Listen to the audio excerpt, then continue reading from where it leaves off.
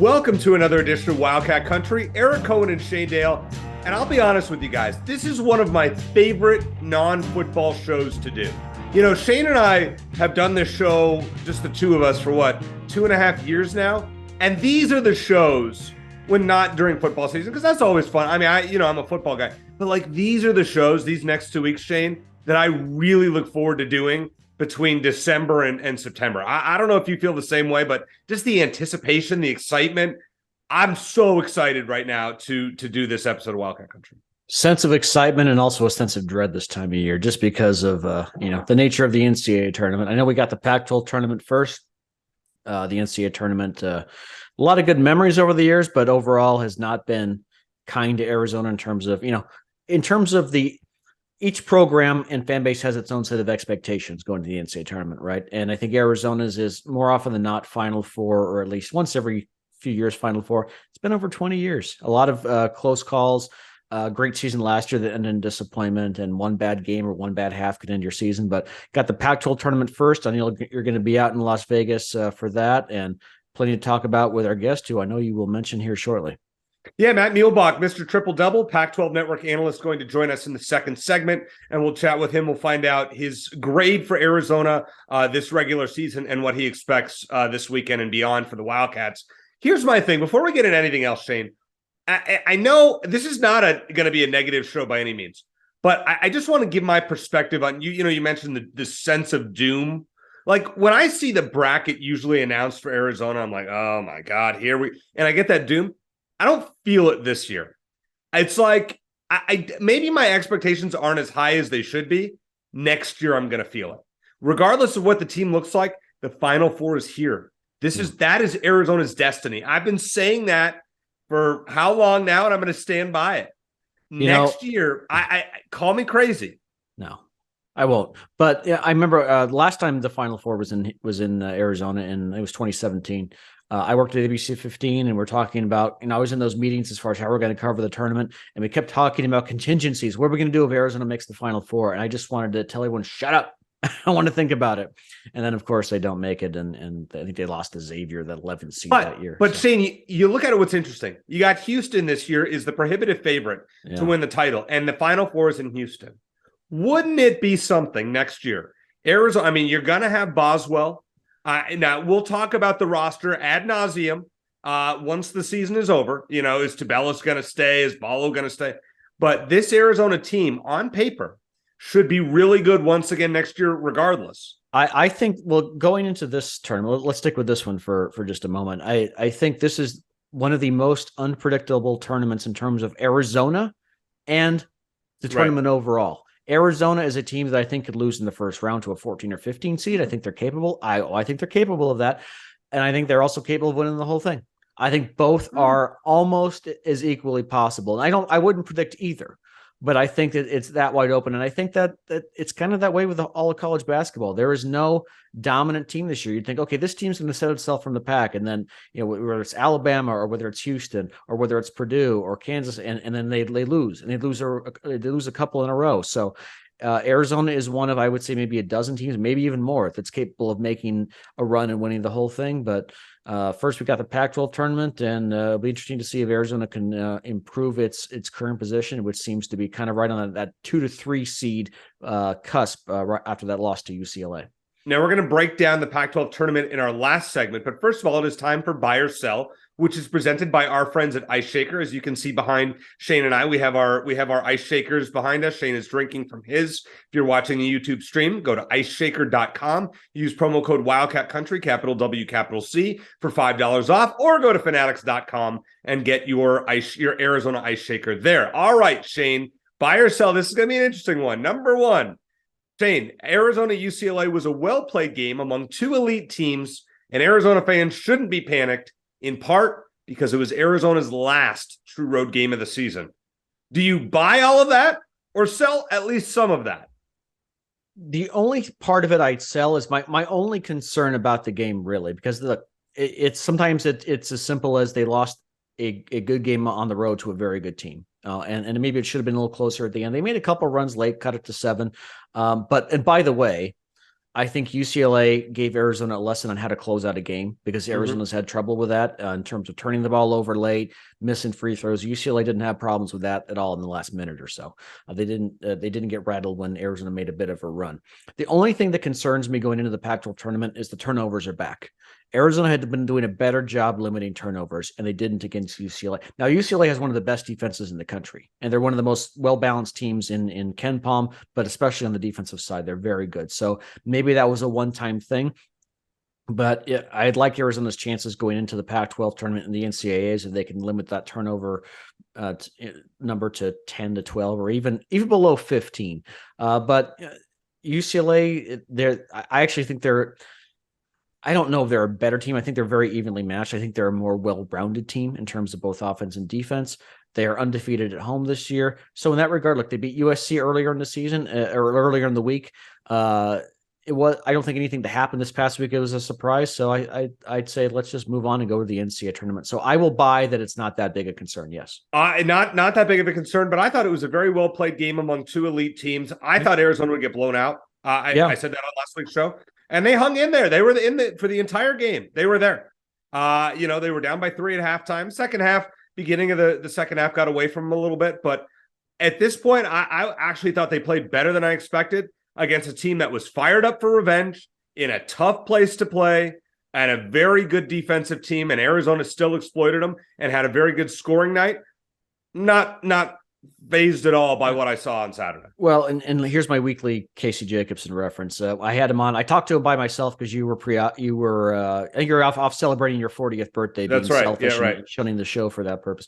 Yeah. So I talked to Casey one-on-one, and one of the things he mentioned, because I talked about, Arizona's defense is improving, and in KenPom they're coming up. Their offense is come back down a little bit, and Casey just said, look, it's tough to be elite at both at the same time. Usually when you excel at one, it's at the detriment to the other. And I think Arizona's kind of yo-yo. They were great on the offense most of the season, or like the first half of the season. Their defense was like in the 60s and 70s in KenPom. Then it sort of went the other way. They struggled a little bit on offense, but they made up for it and then some on the defensive side and got up to about in the 30s in KenPom. Now, going into Sunday, they're number 6 in adjusted offense. So they're coming back up. They're down to number 51 in unadjusted defense. And you've seen that especially in the last 3 games against ASU, USC, and UCLA. They've allowed over 80 points. So it seems like they've kind of gone back to where they were toward the beginning of the season. But I think that, my big concern going into the tournament, the NCAA tournament, is I think there are some more balanced teams that are very good on both sides of the ball. And I think UCLA is one of them. And in that regard, I'm a little concerned. But as far as have my expectations for this team changed after what happened in LA? No, not at all. Number 2, Shane, beating UCLA on Thursday in the way that Arizona did was more impressive and telling than the way they lost on Saturday to UCLA. You mean beating USC?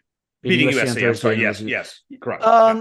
Yeah, I'll buy that. We both picked them to beat USC. They've done well against the Trojans over the years. And I know I listened to some of your CBS, what's the name of your CBS show? You're muted, Eric. There you go. Yes, of course I'm muted.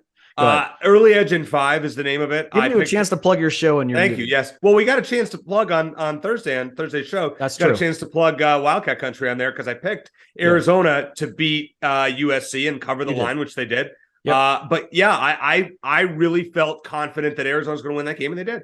Yeah, they did. But what I took away from it, though, is one thing that's plagued Arizona all season. They've had trouble closing teams out. Yeah, we saw that against Tennessee, against Creighton, against UCLA and Tucson. The ASU game, obviously, up 10 with 5 minutes left. And then against USC, they won. They didn't closer than 5 points, but it went from 12 to 5 real quick. And they missed some free throws down the stretch. Missed free throws and turnovers in the last couple of minutes still concerns me going to the NCAA tournament. They got a 5-6 point lead late. That concerns me. Hold on. Now that USC game, though, Shane, teams are going to chuck and duck. That. It happens in every game. You see teams that get desperate start chucking and ducking. That USC game was a double-digit game pretty much the entire way, and I really don't care that Arizona won by 6. I look at it essentially as a double-digit road win. But it's more. I guess it's more than missed free throws then, which has been a problem especially later in the season. It cost them a game, among other things, against ASU. And then against USC, when they needed to hit free throws, USC was fouling down the stretch. They kept missing. And so that is a concern for me. Arizona's got a 4 or 5 point lead late in the game. The opposing team hits a three. You need a couple free throws to seal it. Pelle Larsson or Kirk Risa in the past have been very good at that, but even Pelle Larsson struggled from the line lately. So that going into the tournament is still a concern for me. But again, that goes back to my thoughts on this team really haven't changed from the beginning of the season to the end, because that's still a concern for me. Number 3, Shane, Arizona's trend of losing on Saturdays gives you some concern come tournament time. Now, for those who don't know, Arizona's lost 6 games this season. 5 of them have been on Saturdays.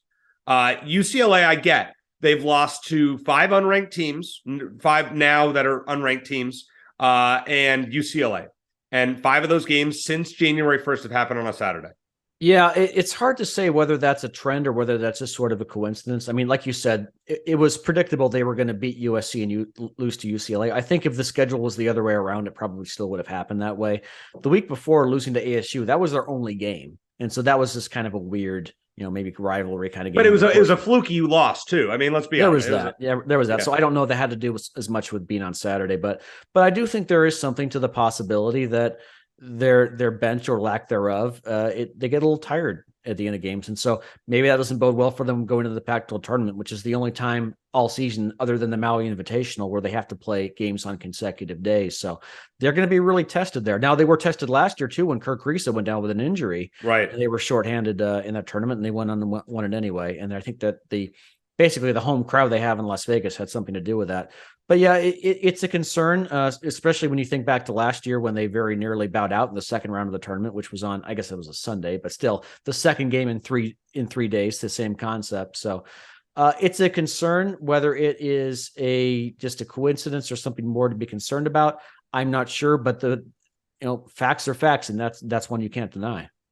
I'm very concerned, Shane, if Arizona were to play a team that is defensive minded, a la a TCU last year or a Houston last year in the second round. One team that stands out to me is St. Mary's. Yes. St. Mary's is a 6 seed and Arizona, let's say, gets a 3. Yep. I'm picking St. Mary's in my bracket. I tweeted that a few weeks ago, and yes, I am with you 100% on that. Yep. That is the kind of team that could trip Arizona up, that could be dangerously underseeded based on their net and Ken Palm rankings, and come in and smack Arizona in the mouth and pull out a close one. Absolutely. And it comes down to matchups this time of year, Eric. It comes down to matchups, and it comes down to just being able to play your best in a given game and whether you match up well with the team. And Arizona and St. Mary's, if Arizona gets stuck out in the West, not got stuck, if they get placed out in the West, there's a good chance St. Mary's is going to be out there and they could be on a collision course for a second round matchup. I would be very concerned if Arizona plays a team in the second round that gives up, let's say, I'm just going to give this arbitrary number of 67.5 points a game. That's, that's an above average defensive team. They give up less than that. If they face a team that gives up less than that, I will be very concerned in the second round. I'm just going to tell you that right now. And I think that goes back to, I still believe that Arizona's hopes largely rest on the shoulders of Kirk Risa and whether he shoots well. And it's been well documented that when he does not shoot well, Arizona tends to lose. If he shoots close to his average or above that, then they have a very good shot. And beyond that, his assist to turnover ratio needs to be strong, and he needs to stop, and he needs to not make stupid mistakes. He needs to not get a technical by walking off the bench, for example. So that has a lot to do with their chances as well. And in hitting 3-point shots, not only is it a great zone buster, but it's a way to overcome some other deficiencies in the game, especially against a strong defense. If you get a couple of guys who are hot from 3, then all bets are off.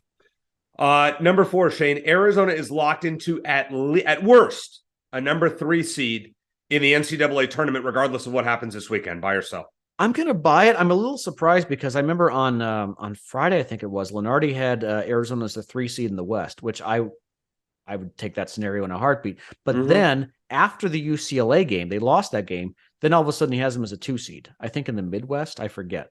So I tweeted after the game, I thought Arizona was probably going to be a 3 seed regardless of what happened in Las Vegas, unless they lost in the first round. But after seeing what Lenardi said, and I don't take what Lenardi said as gospel, but if you go to bracketmatrix.com, which is a compilation of dozens of bracket projections across the web,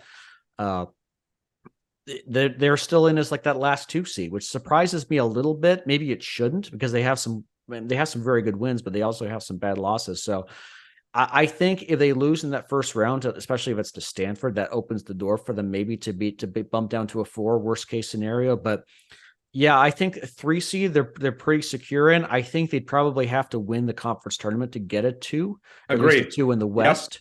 100%. But I think that as of now that I'd be very surprised if they were lower than the 3 seed, and I'd be surprised as well if they end up higher than the 3 seed. I think the 3 is where they're going to end up.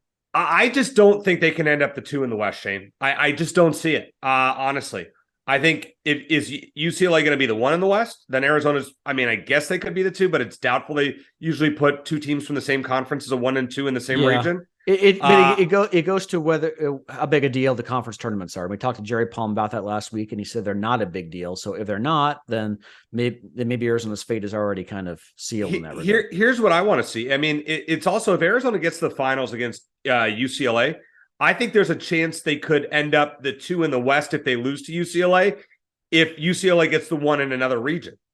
Yeah. So let's say Houston got the 1 in the West. UCLA gets the 1 in the Midwest or whatever, something like that, or South. But I think if UCLA is a 1, I think they're going to get the West. The only reason Arizona didn't last year was because Gonzaga happened to be the one team that was better than them, and they're also in the West. So it was really just bad luck that Arizona. So if UCLA is a 1 seed, there's not going to be another team that's placed in the West. That they're going to be they're in a better situation than Arizona was in that regard last year. Okay, I at this point, I think they're at least a number 3 seed. If they get the 3 in the West, I think that is the best. I think that's the best case scenario for Arizona. Honestly. I'd lock it in. Absolutely. I don't think the 2 seed in the West is a viable outcome as it stands right now. I know a lot of people think that we overvalue being able to play close to home, and we talk about how Arizona hasn't. You want to be in Vegas. But they haven't really done well in California. But Las Vegas, man, I mean, we've seen how big a home court edge they have there in the Pac-12 tournament, and being able to go back there if they get that far, which is a big if, but if they do get that far, I think it's going to be a huge advantage for them. It's a big deal. If Arizona were to be in Vegas in the regionals, there's 2 teams I would not want to play. I'd take anybody else, and that's Houston and UCLA. I'd take my chances with anybody else in Vegas. Yeah, I don't think they play UCLA game again until they would. They would. No, they would. Houston, but, yeah, that's a concern. That's a concern. I don't think it's going to happen. I think Arizona will be the 2 or 3 elsewhere, just a hunch play. Okay. It's crazy. By the way, Eric, it's just crazy that by this time next week, when we have our next show, whenever we record it, we'll know what the brackets are. It's crazy that we're already here. So I know. I'm like, what are we going to talk about for the next 6 months? Oh, wait, maybe the Big 12, which would be an amazing basketball conference. We'll talk about that another time. Number 5, Shane, the women's team, after going 1 and done in the Pac-12 tournament, is broken and probably will not be able to be fixed this postseason. Buy or sell? I think broken's a little too strong, so I'll sell that. They've been a yo-yo of a team all year. A lot of times in college hoops, whether it's the men or the women, they tend to go on longer streaks. You win, say, 5 out of 6 or 6 out of 7, then maybe you lose 3 or 4 in a row. This team, they win a couple, you feel great, and they lose it. It's back and forth, and right now they're down. And that loss to UCLA was kind of baffling because UCLA had just barely gotten past an awful ASU team in overtime the night before. Yep. Now then, after they beat Arizona, UCLA goes in and beats Stanford too. So it's the unpredictable nature of the conference tournament. Yeah, and then Washington State wins it. How random. Unbelievable. Yeah. Remember, Washington State pounded Arizona and Tucson. We're like, what a terrible loss that is. And now they're in the tournament as well. Go figure. Yeah. Well, Washington State's had Arizona's number at home, whether it's football or men's or women's basketball this past season. But yeah, it's random. So I don't think they're broken. Look, they're going to go on the road. They're not going to host the first 2 games at McHale. That they're going to be probably a 6 or a 7 seed. So I don't think they're broken, but well, let's see what the bracket reveal is. We'll talk about that in the next show as well. And we'll see, but it's hard for me to imagine them getting past the second round at this point, regardless of where they go. Buy or sell, Shane. Bonus question. Arizona has an offense problem with its women's team. Can't score consistently enough. I think they have a leadership problem in terms of they don't have an elite player. I mean, they have a lot of very good players. And Adia Barnes even talked about this when we had her on. They have a lot of very good players. They don't have someone to a go-to late in the game who can take over. We all talk about Ari McDonald, but she's a great example of that. They have, and I don't expect them to replace her, but I don't think they've come close to it. They have a lot of very good players. They don't have someone who they know they're going to put the ball in her hands late in the game. Kate Reese has been great. Jade LaVille coming over has been fantastic, and several, but they just don't have someone who they can go to. So I don't think it's so much as an offensive problem as they just don't have. It's a superstar problem or a lack thereof. Put it that way. Coming up next, let's talk to Matt Muehlebach, get his thoughts on how Arizona did this season, the regular season, and what he expects in the postseason here in Wildcat Country.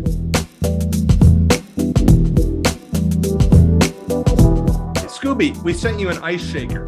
They are a sponsor, courtesy of our buddy Chris Gronkowski. You have it right there. I love my ice shaker. Fun fact: when I trained with Glenn Gronkowski, everybody, when we were trained together, people thought I was the other Gronk brother. So it's kind of funny. But yes, I love my ice shaker. It is very good. I use it every day. I am a veteran to the ice shaker game, by the way.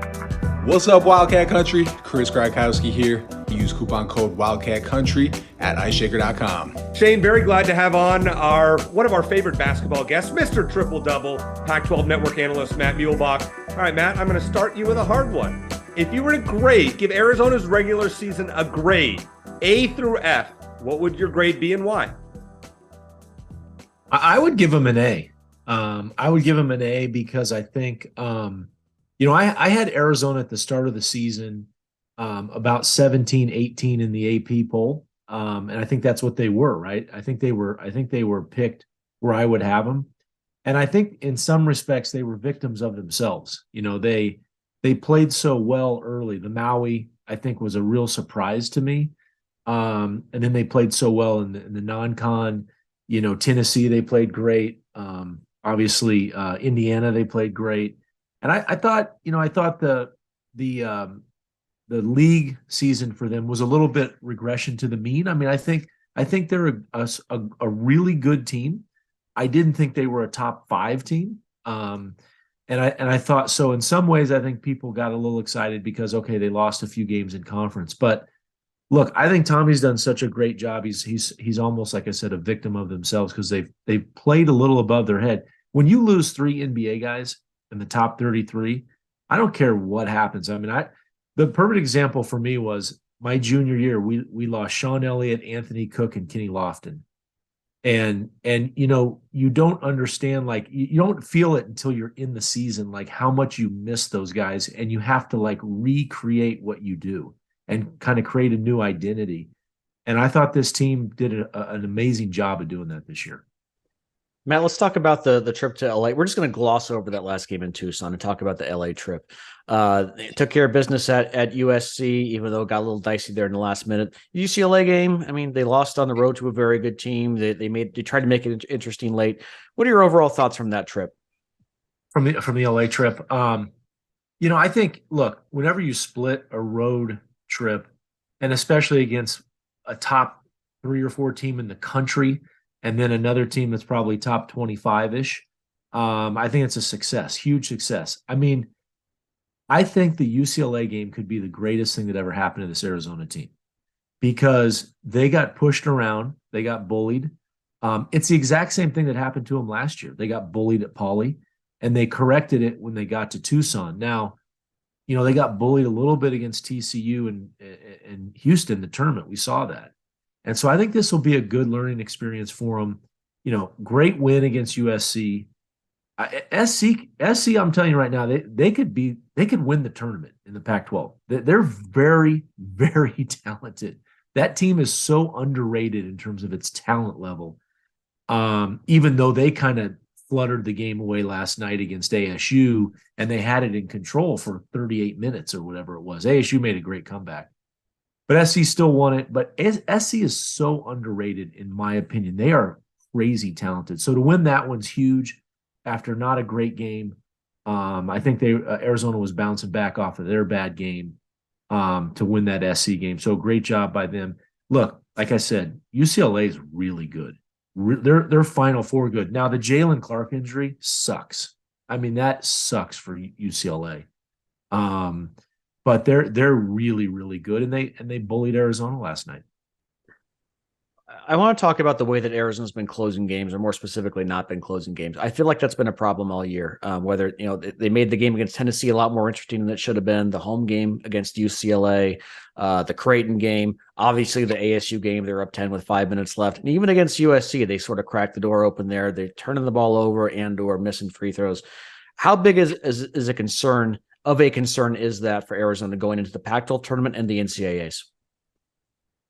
I think it's a concern. I mean, I'm interested you pointed that out because it's happened more now than twice. It's happened a few times. I was in McHale when that UCLA game, that was crazy how it just kept getting lower and lower. But I think it's a concern. I think they've got to figure out how to handle pressure. ASU did it to them up at ASU in Tempe. And I think it's something that's why I go back maybe to the UCLA game last night, where I think Tommy, he knows. I mean, he knows they got pushed around, and it'll be a huge sort of challenge, I think, for them to not be pushed around for the rest of the season. And now I think that, and I always say the season is really 4 seasons. It's non-con, it's conference, it's this tiny little sliver of a season, next week.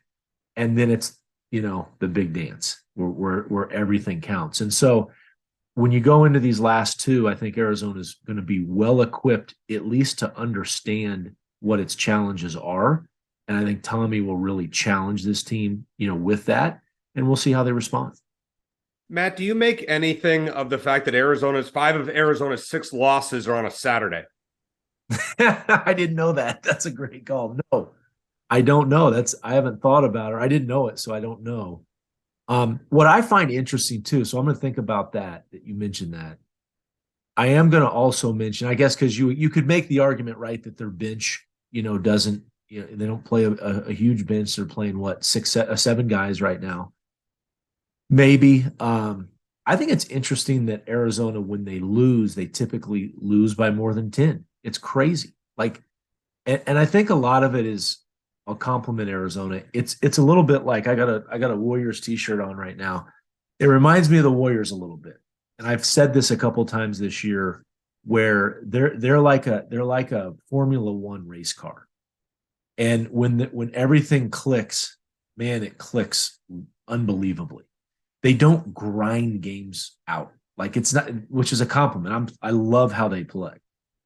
But at the same time, like the Warriors, sometimes when they kind of get off the tracks, it can go, it can kind of go sideways a little bit. And we've seen that this year, they've lost to Washington State at home by 13, Utah on the road by 15 or whatever it was, UCLA last night by 10 or more, or whatever that was. I'm probably missing the other 2, but ASU by 1. ASU by 1. Now that was different. And Oregon by 18. Oregon by 18 or 20. So only 1 loss this season has been by under 10 points. And so I'm trying to, I lost my train of thought there, but it's interesting how that happened. So the Saturday is interesting. I think once this could affect Arizona next week, I'm really interested to see how it affects them next week if you have to play 3 in a row. I don't think it'll affect them in the tournament. The tournament has really long timeouts. You sit around in the timeouts forever. It feels really different than the regular season. They should be able to play 2 games a week and not have to worry about, being tired. Yeah, but you could say the same thing about the Pac-12 season. You're playing Thursday, Saturday, and Arizona tends to lose. They pretty much lost half the Saturdays that they played since January 1st without doing them. Maybe a little less than that, but still, it is concerning. All right. My thought on by the way, Eric, by the way, I'm using that on the studio this week. So thank you for giving me some material. I'm glad to help, Matt. I'm glad to help. My concern with Arizona in the tournament is they seem very boom or bust. I feel like this is a team that could make the Final Four, at least the Elite 8, or they could be out on the first Saturday of the tournament in the second round. Do you feel the same way, or do you see a higher floor for this team than I do? Well, I think as opposed to last year, their margin's much smaller. And so I'm with you on that. I mean, look who they've lost to, right? They've lost to Utah, who's not going to make the tournament probably. ASU, who's on the fringe. UCLA, who's great. Oregon, who's on the fringe, Washington State, who's probably not going to make the tournament. I mean, so 4 of those 5 losses are teams that won't even make the tournament. But at the same time, they've been awesome against really good teams too. We've seen it with Creighton and Indiana, as I mentioned, Tennessee, as I mentioned, UCLA at home. So, yeah, they don't have the same margin. I think when they get rolling and that, their offense clicks and everything clicks, I'll tell you the 2 things I took away from this weekend. One is Arizona shoots the ball pretty well, and they didn't shoot it well against UCLA. But that's been one thing that's changed, I think, from the narrative early on in the year. Hey, just take away the big guys, make the guards shoot it. And the guards have shot it really well this year. The second thing I think was a big thing for this weekend that not many people are talking about today is that I thought Zoo got back on track. He seemed more like the Tabellus that we saw the rest of the season. So in that respect, I think if you're an Arizona fan, those are 2 good things. But look, I'm with you. Like it's a slimmer margin than it was last year. And to that point, Matt, Azuolas Tubelis, Arizona's going to lean on him a lot more going into the NCAA tournament this year. And, he got a lot of criticism for his play in last year's tournament. You think he's a different guy this year? You think he's ready to lead this team, especially in a close game late in an NCAA tournament game? Yeah, I think he is.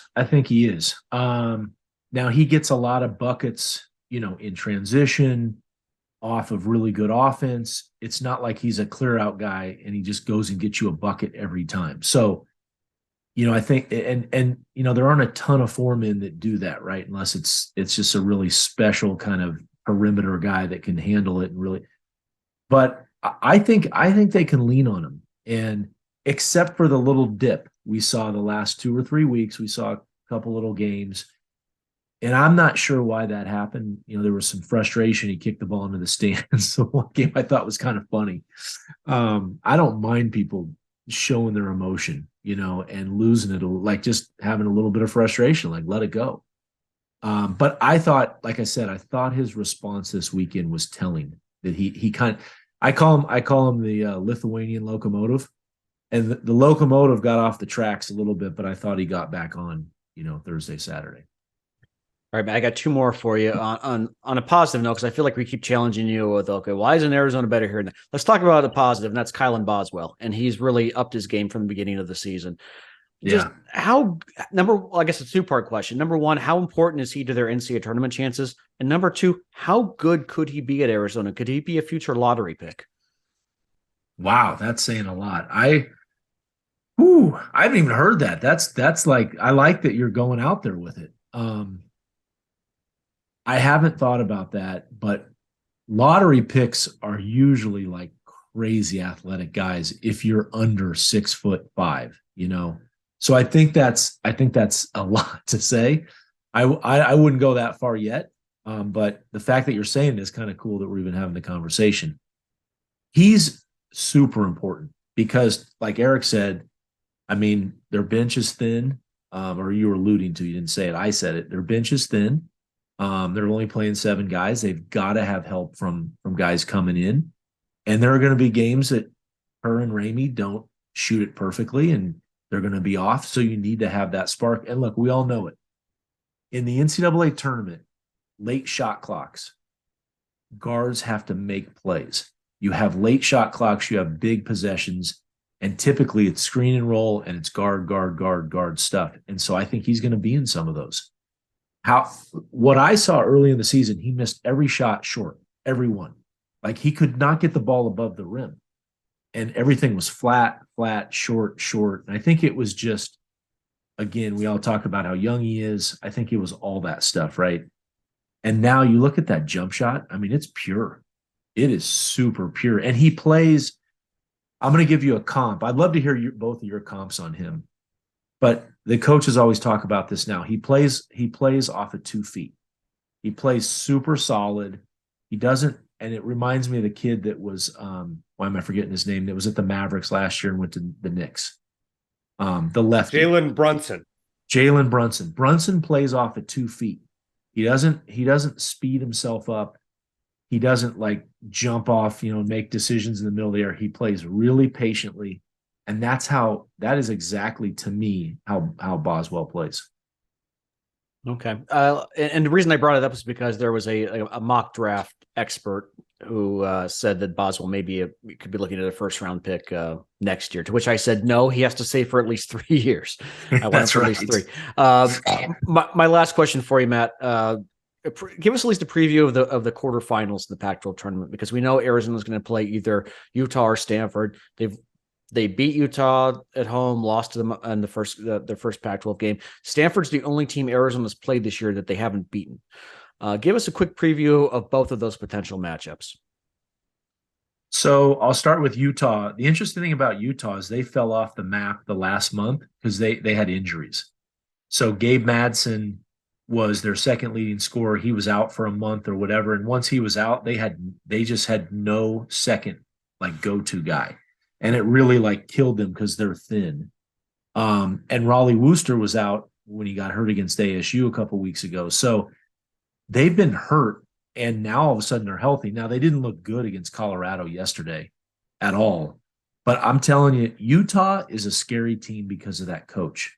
That coach is 2 things. One, he really knows how to coach. And we saw it when Arizona played at Salt Lake City and they beat him. A great game plan. But number 2, he is full of crazy energy, crazy positivity. He will have them believing if they get to that game that they can win the game. So, and by the way, I say this every year, when you play the first game and you get to the second, you're rolling. You have a little bit of momentum. Arizona's going to be coming in a little stiff, like it's that first game. The team that wins has a little bit of an advantage in a weird way. The Stanford team, just because of their, they underachieved all season and until the last month, and they finally kind of showed who they were. Partly underachieved because they had a brutal schedule. Their schedule was brutal, and they just lost to everybody by 5 to 10 points, or even less. So they're way better than their record. They're big. They have really talented guys like Harrison Ingram, Spencer Jones. Now they're all of a sudden shooting the ball. That's the difference. They're making shots. And I think Stanford, the other thing you got to say is that's what they did last year. They beat ASU in that first round game. They almost beat Arizona. They're gonna draw on that. Jared Haas is gonna draw on that. So let's go Utah, basically, is what you're saying in the first round game. All right, last question for you, Matt. This one is a weird one, so go with me here. Which would surprise you more? If Arizona and UCLA did not meet in the finals of the Pac-12 tournament, or if the Pac-12 got more than 3 teams in the NCAA tournament? Which would surprise you more? That's a good one. I would probably say it would surprise me more if Arizona and UCLA get to the final, because I think these tournaments are ready for upsets. We've seen it a lot. We saw it, the women's tournament was insane. I don't think any of the top 4 teams even made it right to the semis. I mean, to the finals. So I think Pac-12 has a great chance of getting 4 teams in. ASU just needs to win that first. They need to get going a little bit. They have to win the first game. And I think, who would they have? SC the second game? I think they have to win 2, Matt. I don't think they can get in with just 1. Yeah. I'm with you. They have to win 2. And I think it's fairly likely in the sense that they're going to win their first game. I think they play Oregon State. They're going to win their first game. And I think, look, they just played SC. They played them down to the wire. It was at SC. They will have all the motivation in the world. Bobby Hurley, this is the one thing about Hurley. When everything is against him, that's when he's really good. And there you have it. It's going to be a very interesting weekend in Vegas. Matt, have a great time out there. Hopefully I'll run into you down there, and I'll come say hi. But thank you, as always, for joining Shane and I. And I'm sure we're going to have you on sooner than later to talk more post-mortem Arizona basketball. Yeah. Let's do it, guys. Thank you so much.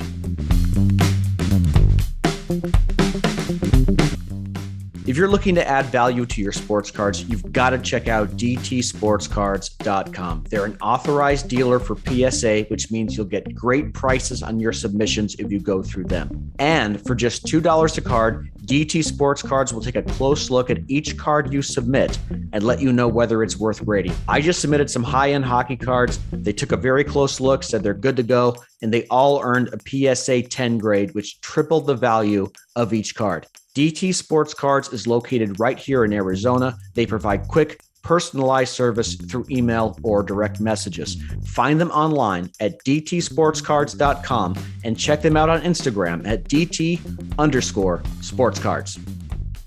Want to thank Matt Muehlebach for joining us as always. He's one of our most frequent guests, and it's great to talk to him. Great insight from him as always. This third segment, as always, is presented by DT Sports Cards. And Shane, he'll actually be at another sports card show this weekend. Selling for the second time in 3 weeks. It's a monthly show, this Chandler Gilbert card show, but just by the, there you go, DT Sports Cards logo back. Just by the coincidence or just the schedule as it is, we're going to have the second one in the matter of in as many weeks. And so I'll be selling at that show as well. It's going to be at 644 East Chandler Boulevard in Chandler, Arizona from 9 a.m. to 2 p.m. this Saturday. So come check us out. And I'll be selling. And by the way, DT Sports Cards, if you're looking to get some cards graded, they'll be there taking submissions. I want to mention real quick, PSA has a couple of grading specials right now that you normally have to be a member of to take advantage of. The cards that from 1989 or earlier, it's just $15 a card, and non-sports cards. So think Pokemon or Star Wars or whatever else. Also just $15 a card right now through the rest of March. Normally you'd have to be a subscriber, which costs like $99 annually to take advantage of those deals. But if you go through DT Sports Cards, they'll take care of it. You can go through them as part of a bulk submission, and you can get that same deal. And they'll look at your cards and tell them, and if you want for an extra $2 a card, and Dave will let you know whether you should send them in the first place or whether they're not good enough to get the grade that you want, and you should probably not send them in. So highly recommend that. Come check out my table. I'm selling a lot of different stuff. I got some baseball, football, basketball, hockey. I cannot confirm. I may or may not have a couple Pokemon cards as well. But I have entered that crazy realm of Pokemon in terms of trying to flip some Pokemon cards. Do not judge me, but I'll go ahead and judge me. That's fine. I judge myself, but I'll be there. DT Sports Cards will be there. Come say hi this Saturday. All right. Just a couple news and notes before we predict the Pac-12 tournament. The softball team won 4 out of 5 this past weekend, and Pac-12 play starts this upcoming weekend at ASU for 3 games. So it should be interesting. The baseball team won all 4 games last week. They defeated California Baptist in a one-off game, and then North Dakota State. They swept them. They've won 5 in a row. They play GCU on the road on Tuesday, and then 3 home games against Cal this weekend. Can they keep it going? Let us hope so. Also want to mention, I read this past week that they were talking about, spring practice for U of A. The TMAC has put on 20 pounds and looks to dominate this year. Jaden DeLora is very confident in Jed Fish that he is going to be a star. So let's see what spring practice looks like, and we're going to talk more extensively about that in the coming weeks. Right now, as you guys understand, it's basketball focused, men's and women's, this week, next week, and hopefully the following week.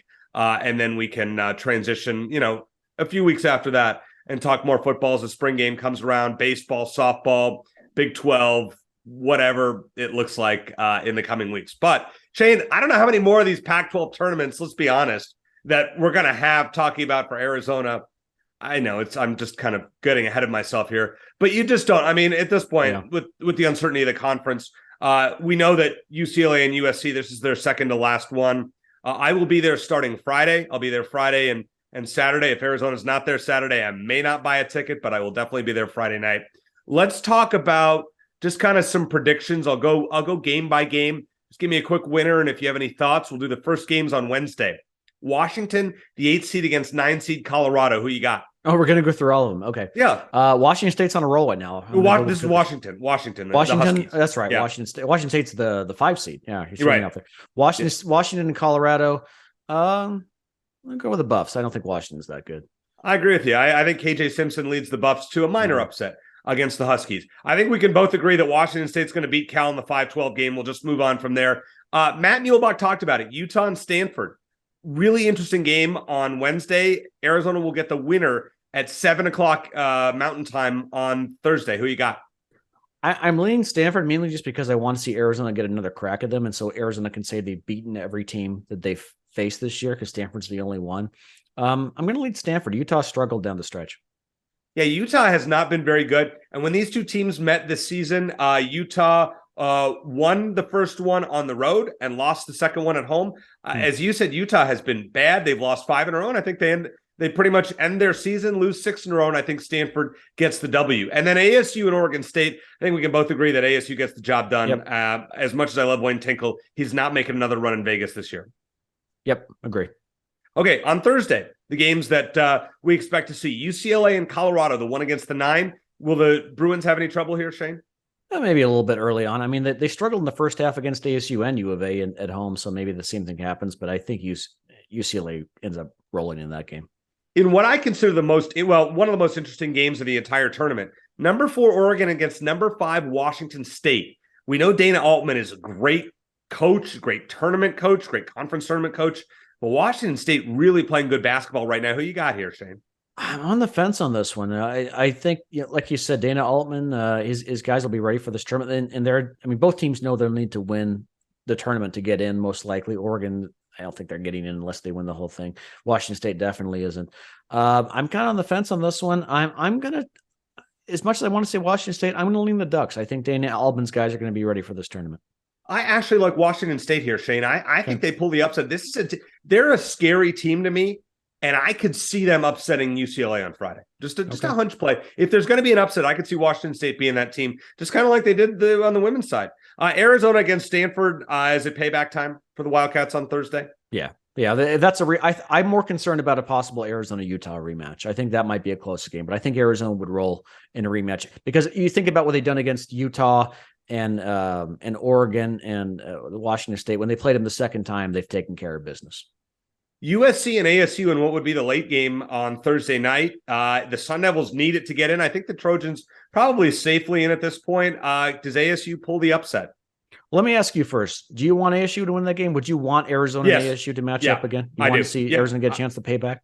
Let me tell you why. It's very difficult to beat a team 3 times in the same season. I would be scared of USC against Arizona on Friday. Okay. So it's mainly because for that reason, not because you want to get some payback against the Sun Devils. Is that? Well, plus I'm going with a bunch of Sun Devil fans for a bachelor party, so I would love to beat them and taunt them on Friday night. So I will be secretly not overtly cheering for Arizona State on Thursday night. How about that? Okay. And I think that's certainly a possible matchup, but I think more likely USC. ASU is such a yo-yo kind of team, and I think that I've used that yo-yo term twice now. But I think USC, I think they're the better team, and I think USC probably wins. Okay. UCLA against Oregon. Shane, I have UCLA against Washington State. Are we both picking the Bruins to go to the final? Yeah. Either way, I think the Bruins cruise to I say cruise, but I think they make the championship game. I think they're playing for a number 1 seed. I think they're going to win. But if not, I think Washington State's the team that could beat them.